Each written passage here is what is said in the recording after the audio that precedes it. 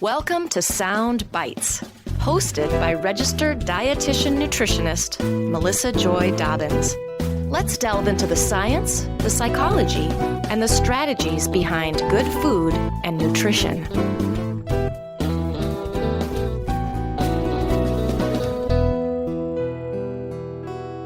Hello and welcome to the Sound Bites podcast. Today's episode is about plant-based athletes and plant-based performance nutrition. This episode is sponsored. Commercial support has been provided by the American Pistachio Growers. And we are submitting this episode to the Commission on Dietetic Registration for continuing education credits for dietitians, dietechnicians, and diabetes educators. So stay tuned for that if that is of interest to you. My guest today is Cynthia Sass. Cynthia is a 3-time New York Times bestselling author, writer, certified plant-based cook, and plant-based recipe developer with master's degrees in both nutrition science and public health. She was in the first group of registered dietitians to earn the CSSD credential, which is Board Certified Specialist in Sports Dietetics, which she has held since 2006.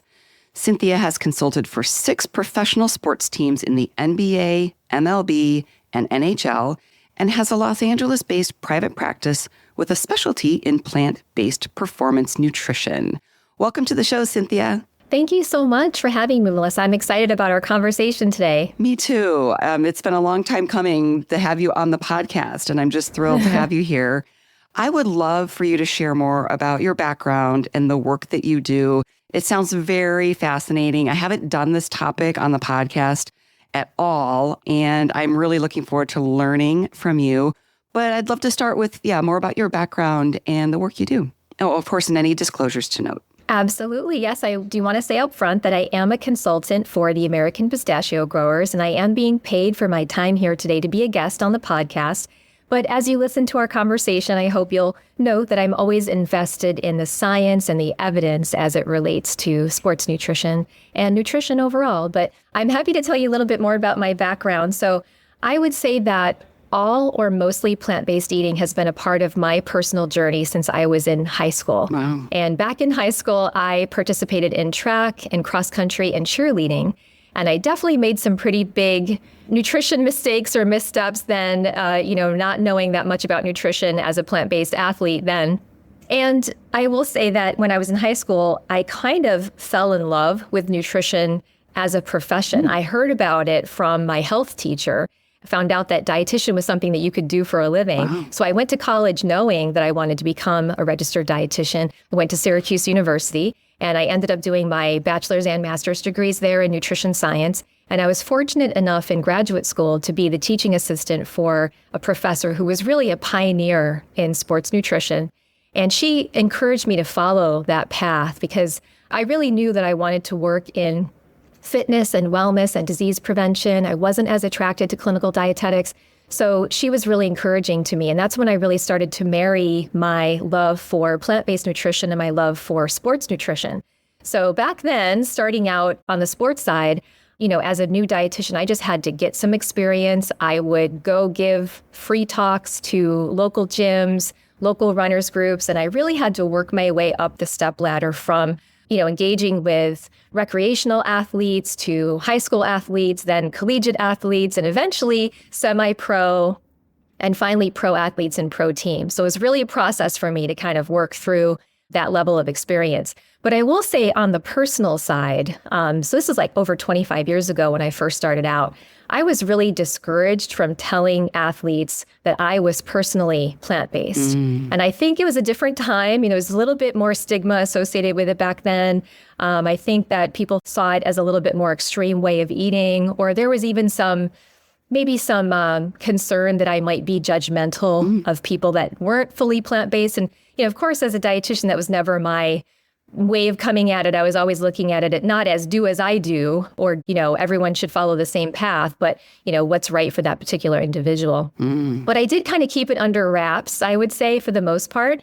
And then fast forward to now, especially over the past 5 years or so, it's been really exciting to see that plant-based nutrition is more embraced. There are a lot of pro athletes that talk about being mostly or all plant-based and how that is part of their strategy for sports medicine and performance. So it's really exciting to see that change. And there's a lot more, that I can share both personally and professionally with the people that I work with now, with my own history as well as my knowledge of this space. Excellent. Yeah, that's very interesting.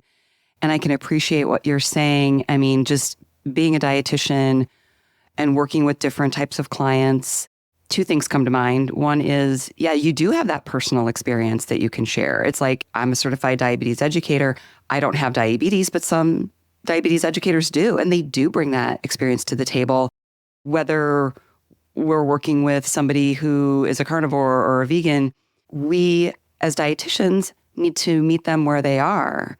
And I think there is a lot of maybe curiosity out there, I guess, as far as, well, if you're a dietitian and you do X, Y, Z, are you trying to get your patients to do the same? And as you know, Cynthia, that's not what dietitians are supposed to be doing. That's not what we do. That's right.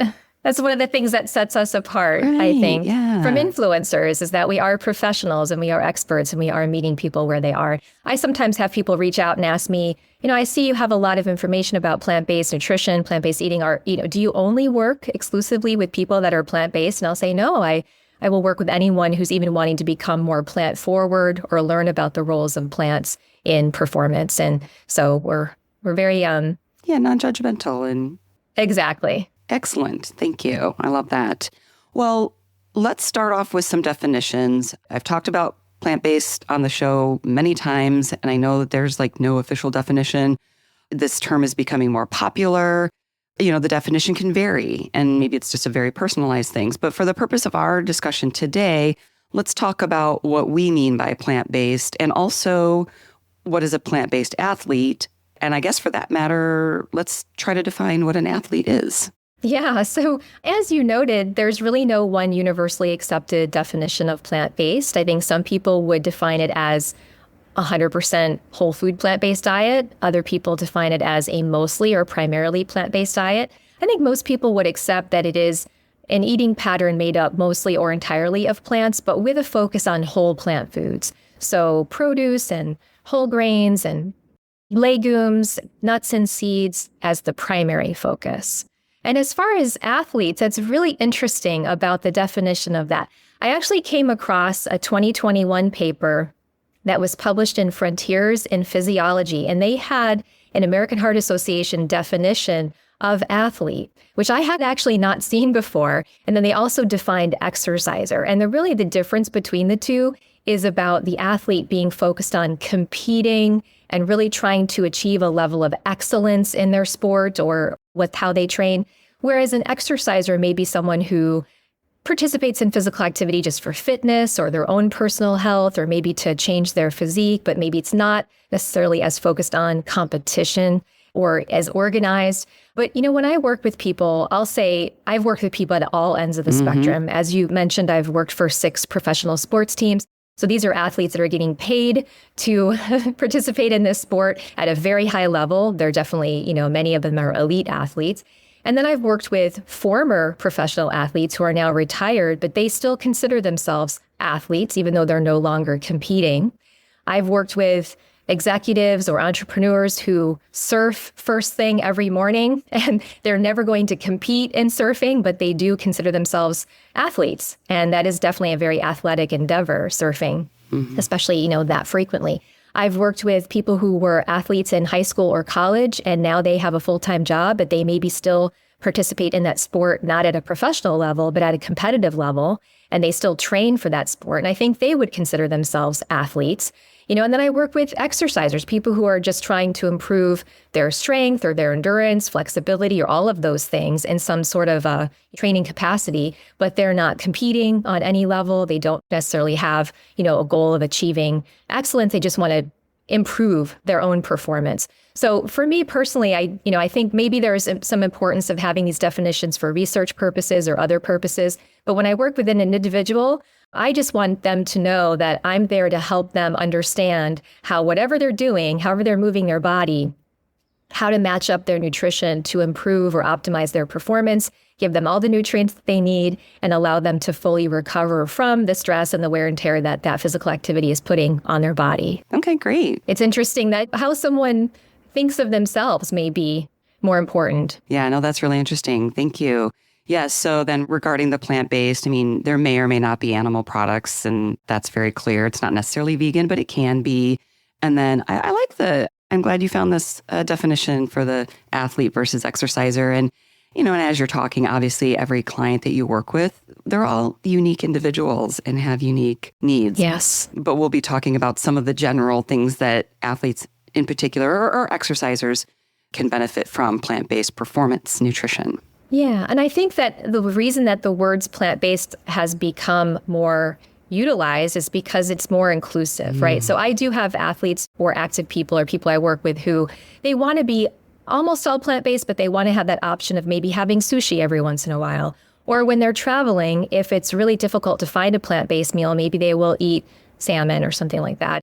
Whereas if someone identifies as vegan, it's pretty exclusive to any animal-based options.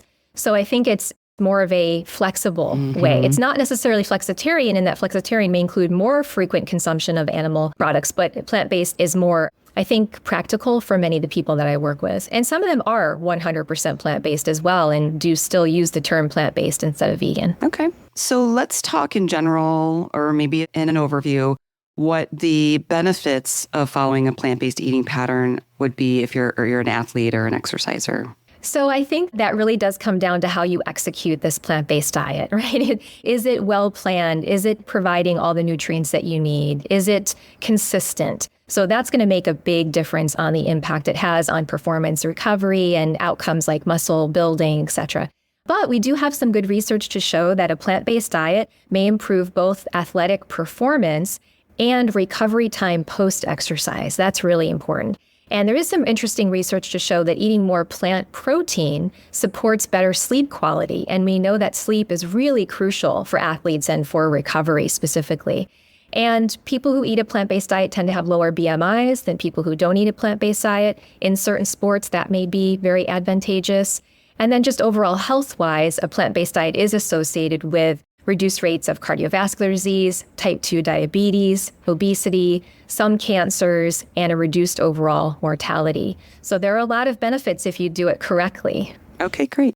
I can imagine there are challenges, though. So let's talk about some of the challenges that a plant-based athlete might encounter. And of course, if you have any stories, you've kind of shared some examples as we're going, but I would love to hear more stories and examples as we talk. Yeah, so athlete, active or not, it can be a challenge being a plant-based eater, right? Because you do have to be more mindful of how to meet your nutrient needs. I do have many clients who just start omitting animal-based foods, and they really don't know how to replace those with plant-based foods that provide similar nutrients.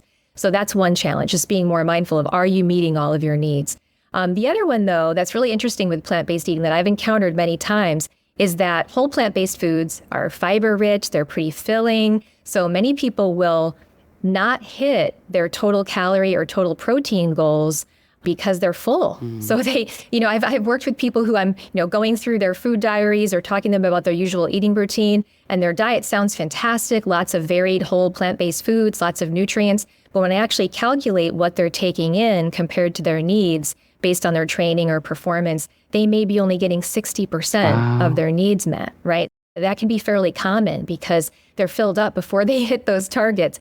And so, that's another challenge just to be aware of is that, yes, a primarily whole food plant-based diet is wonderful, but if you're not hitting your targets, you may not perform or recover as well as you could. And then the Academy of Nutrition and Dietetics has said that plant-based athletes should have about 10% more total protein than their calculated needs because plant proteins are less well digested than animal proteins. So if I'm calculating someone's protein needs, let's say it's 1.2 grams per kilogram is what I've determined that would be optimal for them, I'm going to add 10% to that just to account for that digestibility difference. Now, some people like that because they're like, oh, I get to eat more food. Other people find that challenging because they have to eat more food, right? So it depends on someone's schedule. And so we may need to get strategic about how we increase snacking or providing more compact nutrition, the same number or more calories with a smaller portion, and get really creative with some of their meal and snack options on a day-to-day basis. And I think tracking can be really beneficial. Right. Yes. I find it challenging to get my protein needs even with animal protein. So I can't imagine. I'm not a big eater, and I don't get many calories at my age or, in my specific metabolic circumstances, I guess. But yeah, I can appreciate that. That's interesting about the 10% increase for the total daily protein. So let's talk about some specific nutrients, maybe key nutrients for athletes. Maybe you could share some of those, and then we could focus on what those nutrients do for the athlete. Yeah, so there are a lot of nutrients, macro and micronutrients, that are really crucial for athletic performance and recovery. And, these include the macros: carbohydrates for fuel, protein for muscle maintenance, recovery, and even muscle building if that's a goal, fat intake for fat-soluble vitamin absorption and for cell membrane maintenance, and then a lot of the vitamins and minerals, right? So we need iron to carry that oxygen around the body. We need calcium for bones and muscle contractions. There are so many of these nutrients. Electrolytes for hydration and fluid balance, specific minerals. But I think that for the purposes of our discussion, the most important thing, and we can go through, the rest of these if you'd like to, and kind of each one of them and what they do. But I think what's really important for people to keep in mind is that all of these can be met on a well-planned plant-based diet. So this is one of the questions that I get sometimes is, do I have to get iron from animal-based foods, or is it okay to get it from plant-based foods? Or same with calcium. You may need some strategic supplementation with things like vitamin B12, but for the most part, all of these nutrients can be met or obtained from plant-based foods. And what I like to talk to people about is that there are some plant-based foods that provide several of the nutrients that are important for athletes in one single food. So for example, pistachios, they provide protein, but they also provide some B vitamins, antioxidants, iron, magnesium, and potassium just in this one single food. Mm-hmm. So the foods that you do choose throughout your day, whether you're incorporating them into meals and snacks, can give you more of what you need, maybe than another food that is less nutrient rich. So with the plant-based approach, you mentioned B12. Most people know that that's only found in animal products. Are there other nutrients, like you said, you can get them from, iron or calcium, you can get them from plant-based foods, but are there any other nutrients that come to mind from a plant-based perspective that people should be a little bit more purposeful about? Well, vitamin D is definitely one, because the only real plant, I guess it's not technically a plant, but fungi can, help meet that need. But that may be another one that people may need to supplement. And obviously, it's really important to have your vitamin D level assessed. I have certainly had people who are taking far too much vitamin D and have no idea that it's even possible to get too much. Too much of a good thing, I guess you could say. And when they go get their levels tested, it's really off the charts, and we don't want that to happen. Right. So I always really encourage testing when it comes to that.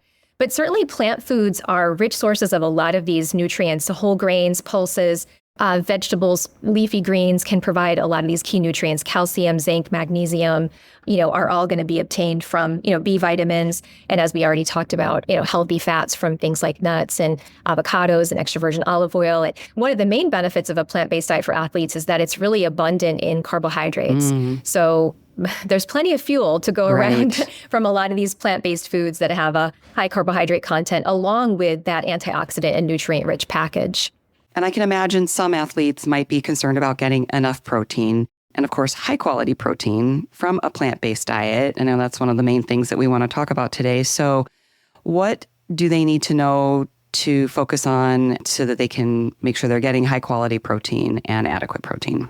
I think what's important for protein is three things: quality, variety, and quantity. All three of those have to be a focus. And so it is important for a plant-based athlete to know that all plant foods do contain all 20 amino acids, including all 9 essential amino acids, but some plant foods are low in some of those amino acids, and there are other plant foods that may be higher in that particular amino acid, and, vice versa.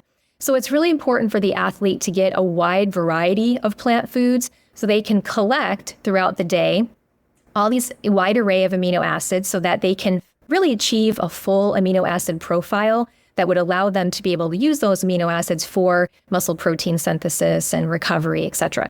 So the name of the game really is variety. I want to see people eating not only just the same few vegetables over and over again, but a wide variety of foods within each food group, different whole grains, different legumes, different nuts and seeds, right? To achieve, a wider variety of those amino acids.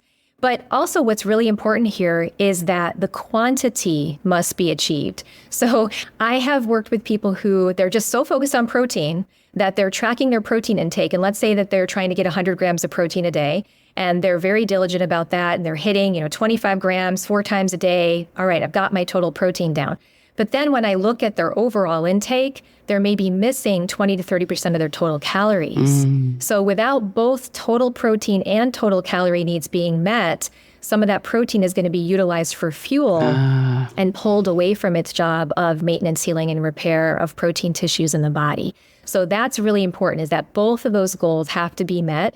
And then quality-wise, we really want most of this protein to be coming from whole plant-based foods. Again, the vegetables, the whole grains, the legumes, the nuts and seeds. So we've got quality, we've got variety, very, very critical, and then quantity, meeting all of those needs by the end of the day. Okay, well, as you're saying that, I remember learning that, yes, if you don't have adequate calories, the protein will be used as calories.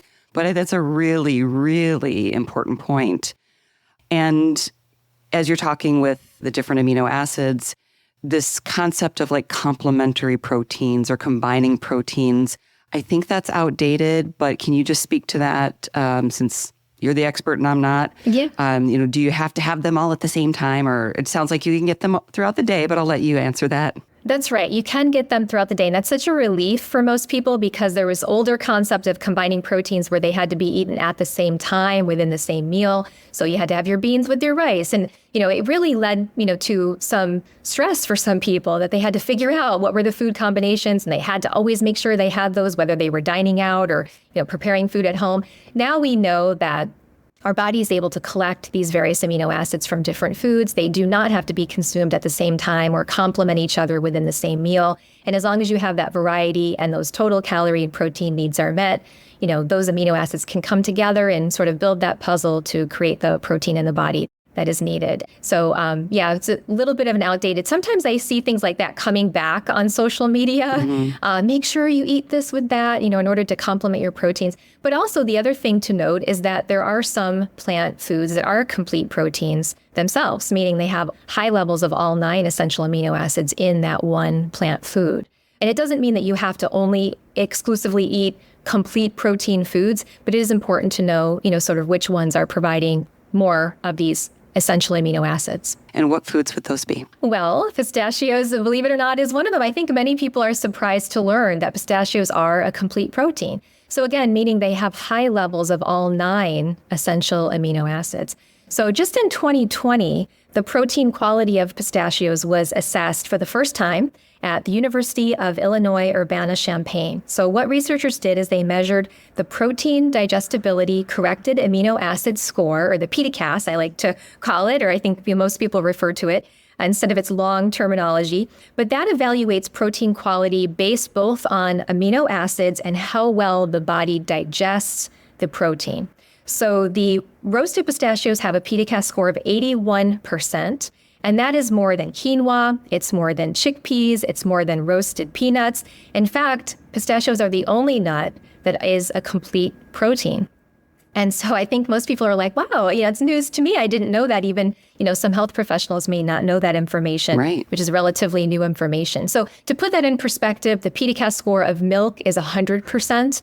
And I mentioned that roasted pistachios is 81%. So that's pretty good, from a plant-based food. Also, just to give a little bit more perspective, legumes on average are somewhere between 50 and 70%. Okay. And so, again, pistachios are above that number. Yes. So I did know about the pistachio being a complete protein, but I didn't know the story behind it. And so I found that very interesting. So thank you for sharing that. And it's recent information. It's very exciting. So you mentioned recovery in the beginning, performance recovery, sleep, weight. And I know recovery is so key. I know that I didn't know what I was doing with recovery when I trained for my triathlon. And I didn't have any, injuries, thankfully, but I could have done a whole lot better in that department. And I was a completer, not a competer, so it's all good. But I find this topic very interesting. So can you tell us about some of the research on how pistachios aid in exercise recovery?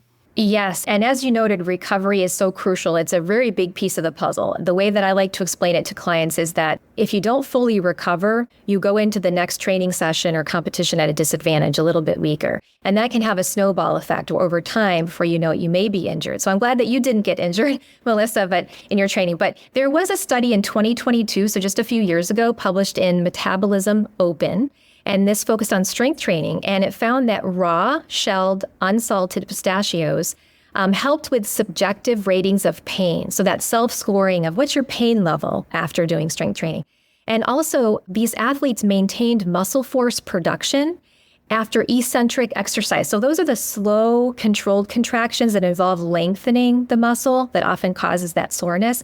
And so this research indicated that pistachios can reduce delayed onset muscle soreness and help athletes maintain muscle strength. And that can lead to improved exercise tolerance, meaning you can stick with it, you can keep going, you can keep training, and you can then get those training adaptations. So that was really exciting news, for pistachios.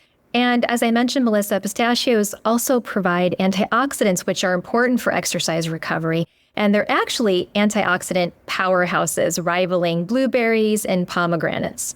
So when you think about pistachios as an antioxidant source, that's a really important step for exercise recovery.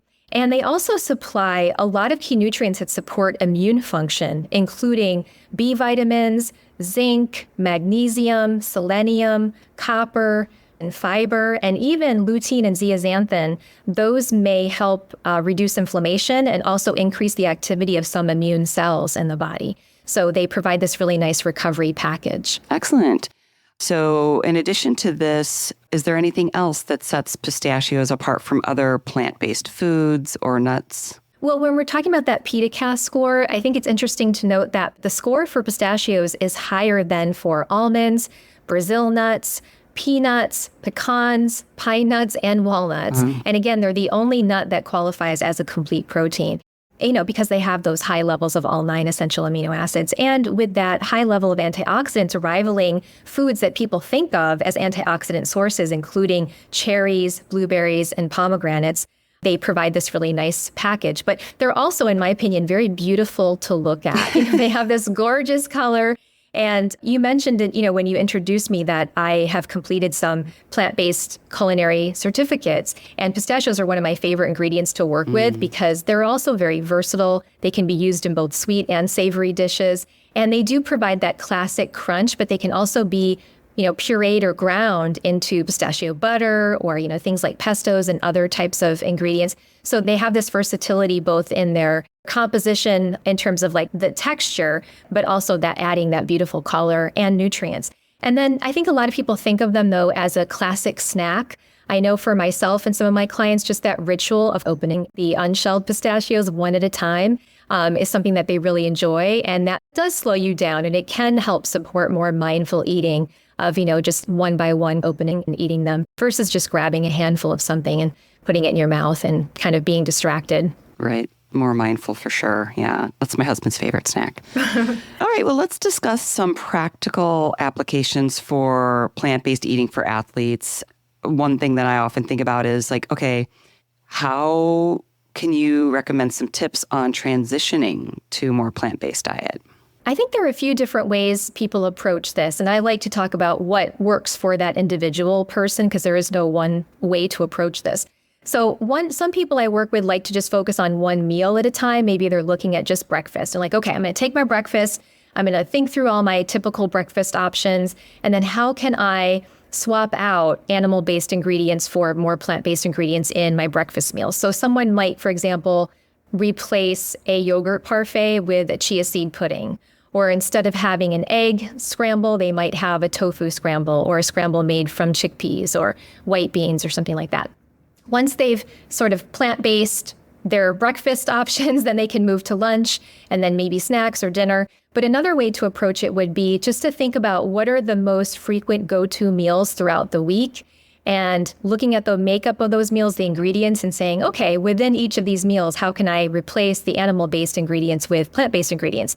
So for example, tacos or bowls are very popular with my clients, and they might replace the ground meat, whether that's ground beef or turkey, with something like a filling made from lentils or beans and pistachios. So that combination of the legumes and pistachios is going to give more total protein, a wider amino acid profile, more total overall nutrients. And that's something people often tell me, I wouldn't even have thought of that, Right. about making that change. So, because sometimes, like I mentioned, they're taking things out without thinking about how to replace those. So the replacements are just as important as the eliminations. Yeah, I like that, especially because I know some people might say, well, I'm not going to have this burger or this taco, and I'm going to replace it with like a whole new dish that isn't comparable to that at all, which is fine. But this seems like an easier way to kind of transition. Yeah, and sometimes they just replace it with more vegetables, and that's not providing adequate protein levels, and it's not providing enough variety in the diet. Right. Well, and with your culinary background, I'm sure you have some cooking tips for cooking more plant-based. Yeah, some of these are really easy swap outs. I mean, when I work with people, sometimes I go to their homes and we go through their kitchen cupboards and pantries and refrigerators and freezers, and we, identify items that we need to replace. Sometimes it's just as simple as using extra virgin olive oil instead of butter when sauteing or in certain dishes. It can also be replacing something like chicken broth with a vegetable broth. Even with garnishing, instead of garnishing with cheese, shredded or crumbled cheese, someone can garnish with chopped nuts or even with chopped up avocado. So it's these little tiny, let's look at all, what you use on a day-to-day basis when you're preparing your meals and, make some simple strategic swaps. But I think where people are most intimidated, honestly, is the proteins. So I've had so many people tell me, tofu or tempeh or even pulses, they've never purchased and brought it home and had to figure out what to do with it before. So they're a little intimidated. But what I have found is, I provide some simple recipes. There are a lot of recipes online that are really easy. I'm really generally recommending minimal ingredients and few steps. I think people are pretty intimidated. I've had clients go out and buy really nice, beautiful plant-based cookbooks, but they're so intimidated by the number of steps and ingredients that they don't make any of the recipes. So I'm trying to keep it simple. Yes. But what I find is when people have, worked with these things, tofu, tempeh, or pulses, just a few, or even whole grains sometimes, just a few times, their comfort level really skyrockets. It doesn't take a long time to, sort of adapt to that. And then they start to feel more comfortable. But another thing I like to recommend is dining at plant-based restaurants to get some inspiration, or just even looking at menus. Even if you're looking at a menu from a plant-based restaurant that's in a different city from where you live, it can help you think about, I could do that with tofu, or I could do that with lentils, just to provide some ideas. I love that. Very good. Yeah, I was at a conference recently and they were talking about plant-based alternatives, and somebody made a really great point about, hey, why do we need a chicken nugget that tastes like chicken nuggets, but they're not chicken? There might be some people who want that, but let's try to make that taste better and taste like chicken when you could do something with tempeh and tofu, and it's just its own thing. It's not trying to mimic something else. Yeah, that's right. It is unique. I do have a lot of clients who are turned off to meat substitutes, sometimes because they taste too much or look too much like meat. Right. That makes sense. Yeah. And so they want something that has that meaty texture, but that doesn't resemble the animal product. Yeah. And certainly some people want it to taste like, different strokes for different folks. Okay. Any tips for like grab and go meals or snacks? Obviously, pistachios are a great portable snack, but... That's right. One thing I love about them is they're portable and non-perishable. So a serving of 49 pistachios is going to provide 6 grams of protein. That's as much complete protein as an egg, but you don't have to worry about keeping it in a cold pack or refrigerating, right? So you can just grab those, put them in your backpack or your bag and have them with you. So it's a great portable, high quality protein option for, whether you're an athlete or not, someone who's on the go. But what I have found these days is that there are a lot more fast casual restaurants that offer fully plant-based options. Also, in terms of snacks, hummus and vegetables is pretty easy to get. I also like making energy balls with old-fashioned rolled oats and nut butter and maybe other nuts or seeds in there, a little cinnamon, a little chopped up dark chocolate. those can provide a lot of different nutrients and they're very filling. And also for myself, when I'm thinking about something to, make ahead and take with me, I really like to make some chilled protein salads. So this could be like a mock egg salad, but made with tofu instead of hard-boiled eggs, or it could be like a chilled chickpeas salad. You can do a lot, instead of using mayo, there are some vegan mayos out there now as well that are fully plant-based, but you can use things like a fully plant-based pesto as the coating instead of a mayo. You can use hummus. You can use tahini, seasoned tahini. So once you have that chilled protein salad, you can take it on the go, maybe with some raw or leftover roasted veggies, some whole grain crackers, and that can be a great on-the-go meal. And it can also be something you could take to a get-together. Oh, that all sounds so good. I'm getting hungry. I know we talked a little bit about recovery, but if you have any more specific advice for fueling up pre or post-workout, I know that is a very common question. Like, what should I eat before I work out? What should I eat after? Yeah. So pre-workout is all about carbs. And, I have my list of go-to whole food carbohydrates like, bananas are certainly a great go-to. Dates are helpful for many people. Also oatmeal, leftover roasted potatoes, whether it be skin-on fingerling potatoes or sweet potatoes, can be fantastic. I really encourage people to experiment with what works for them, what helps them feel the best digestively, what helps them perform their best, and, maybe try a few different options. And then post-workout for recovery, it's really all about providing, again, variety, enough quantity of protein and calories with a lot of variety and the quality of mostly whole foods. So I love grain bowls. They're really popular right now. I know there's a lot of restaurants you can go to and build your own grain bowls, but you can certainly make them at home. But what's great with a plant-based grain bowl is you're getting protein and you're getting nutrients from all the components of the bowl. So you're getting a grain, say quinoa, a plant-based protein source like lentils, vegetables in there. And then for a healthful fat, it could be something like a pistachio pesto, for example, that's going to give you, again, more protein and more antioxidants and nutrients. So that would be a fantastic recovery meal. Oh, that sounds wonderful. Are there any foods that should be avoided or limited? I know we try not to tell people that certain things are off limits or whatever, but, is there anything that should be? Well, I've certainly met my fair share of people who go plant-based and then end up eating a lot of highly processed plant-based foods and really not prioritizing the whole plant-based foods. So I think, that it's important that the majority of what you eat be very nutrient-rich whole plant-based foods, and, that you're not just constantly relying on things that are convenient. There are ways to make whole plant-based foods convenient, right? Okay. And so sometimes when I go to people's homes, that's part of what, in fact, I go to grocery stores with people, walk around the aisles together and talk about, okay, if you only have 15 minutes to put together a meal, here's some things that we can essentially what I call assemble, where you're not having to cook per se, but you're just putting these things together in a way that would give you much more nutrition and not be as highly processed. Okay, I like that. I like to assemble.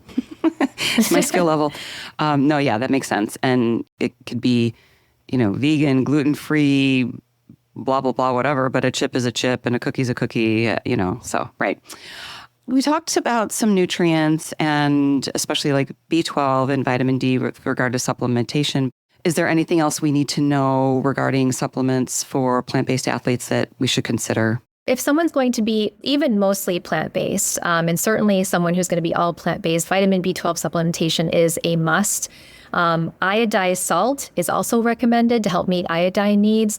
And then I think everything beyond that can be personalized to the individual, because it's really important to take a look at what someone is eating, right? And I've had clients that were a little bit more challenging, where when I first start working with them, they have, I don't really like beans. I don't really like tofu. Here's the list of vegetables that I eat. And it's like a very short list, and fortunately, some of those people over time become more open-minded to trying things and expanding the variety of the plant-based foods that they eat. But, whether someone needs additional supplementation is really largely determined by their usual diet. Do they have any dietary restrictions? Do they have any conditions that, impact their ability to meet, certain nutrient needs? But I will say that the Academy of Nutrition and Dietetics Vegetarian Nutrition Practice Group offers a really great guide. It's called the Plant-Based Starter Kit. And it's a great resource for people who are more perhaps new to plant-based nutrition. So it's a great resource. Great. Thank you for mentioning that. I know you develop a lot of plant-based recipes, but I think you have a recent favorite one that you wanted to share with us. I do. I loved, so I will say, when I was in college and graduate school for nutrition science, I loved that. I couldn't get enough of learning about the science and, food science and nutrition science, but I felt like I didn't really learn that much about culinary arts. So I did go out and complete these plant-based culinary certificates just to learn a little bit more about that and how to make things, how to use certain spices and how to combine different flavor profiles. So one of my more recent favorite recipes that I developed is a chickpea pistachio tahini slaw. So I take some tahini and then I season it with a little maple syrup and some spices, and then toss that with roasted chickpeas, and then a slaw mix just made from red and green cabbage and some shredded carrots, and then add pistachios into that. And it's so colorful. It's just beautiful. I mean, I think we eat with our senses too, right? We need a feast for our senses to enjoy our food. I love when I hear dietitians talking about the importance of flavor and enjoyment. So it's not just this bland, something that's steamed with no seasoning and no flavor. So I really enjoy sharing those kind of recipes with people. But what I like about this recipe is it's got a lot of varied ingredients, but also it's satisfying, but it's also energizing at the same time. And those are the kind of recipes I like to develop, where you feel like, I feel good digestively. I don't feel overly full. Right. I don't feel sluggish or stuffed. And I feel really energized, but yet I'm satisfied. And I'm not going to be hungry again for, the next couple hours. Yeah, it sounds light, yet it'll hold you. And I'm a texture person, so that looks like it has some really nice different textures that I would enjoy. I have to try that. As we're wrapping up, is there anything else that you'd like to share with us about plant-based athletes? Well, I think there's a number of reasons why someone might decide to go plant-based. I mean, I certainly do ask that question when I work with people is, what made you decide to make this change? And I hear all different kinds of responses. But what I'm really excited about is that plant-based eating has now become more well accepted. I would say, again, when I was first starting out, a lot of coaches or strength and conditioning people were very anti going plant-based, or there was this idea that you absolutely had to include animal products or certain animal products in order to meet an athlete's needs. And, we definitely have more research and in support of a plant-based diet, even for athletes. So I've had a number of people, though, tell me that they tried to go plant-based on their own and they had to give up on it because they weren't performing well, they weren't feeling well, they did feel like they were losing muscle mass, they were getting run down.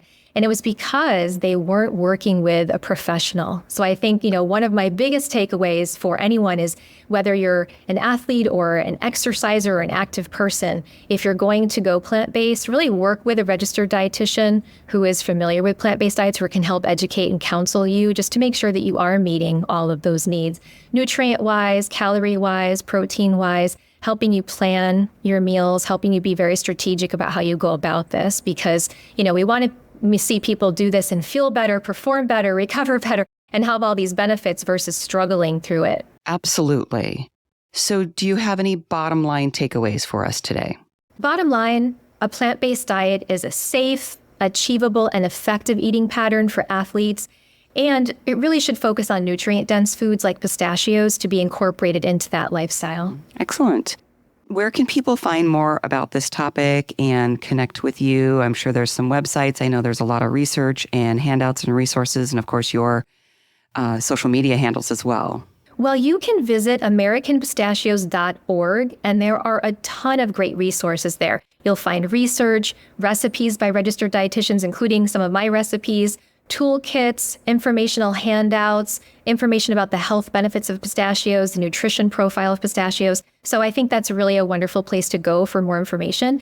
And then I can be found through my own website, just my name, CynthiaSass.com. Or really, Instagram is the only social media that I'm active on. Good for you. And my handle there, somewhat. You're very active on there, though. Not super active, but I try. But it's a full-time job Yes. sometimes, to juggling all these different things and trying to even post somewhat regularly. But my handle there is Cyn_Sass. So Cyn is my nickname. A lot of people call me Cyn. So Cyn_Sass is my Instagram handle. Excellent. Yes. And we'll have the link to your recipe, the chickpea pistachio tahini slaw. Great. We'll have a link to that as well. And when I was searching around, I noticed that there's a post on benefits as a recovery snack and a specific handout with the pistachio power nutrients. And actually, I'm doing a workshop later today with ballet dancers in downtown Chicago. I do this workshop every summer, and they're always asking about recovery nutrition. And so I'm bringing this information to them today, and I'm sure that they will appreciate this. Awesome. And as I said, I'll have all the links and resources we discussed in the show notes at soundbitesrd.com, including some research articles that people might want to check out.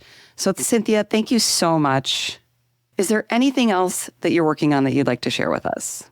Well, there's always new and exciting research being done about pistachios. In fact, there's a study underway now that is looking specifically at recreational athletes to see if pistachios also benefit that group, since most of the research has been done on elite athletes. So stay tuned for that.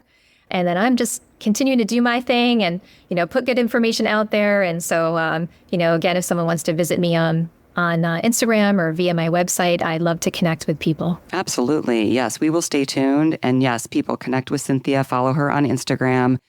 And thank you so much for the work that you do. It's been lovely having you on the show. I have learned a lot, and I have the utmost respect for you and just appreciate everything that you do. Thank you so much, Melissa. Thank you for doing this podcast. Thank you for all that you do and all that you've done in our field. And it's been really a pleasure spending some time with you today. Thank you. And for everybody listening, if you like this episode, share it with a friend, tell a friend about the podcast. And as always, enjoy your food with health in mind. Till next time. For more information, visit soundbitesrd.com. This podcast does not provide medical advice. It is for informational purposes only. Please see a registered dietitian for individualized advice. Music by Dave Burke, produced by Jag and Detroit Podcasts. Copyright Soundbites Inc., all rights reserved.